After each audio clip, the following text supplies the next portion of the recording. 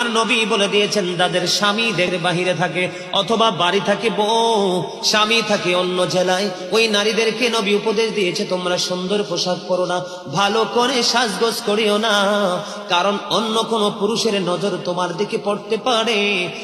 বন্ধু, নারীদের যত সাজগোজ যত সৌন্দর্য সবকিছু স্বামীর জন্য, অন্য কোন পুরুষকে দেখাতে পারবে না।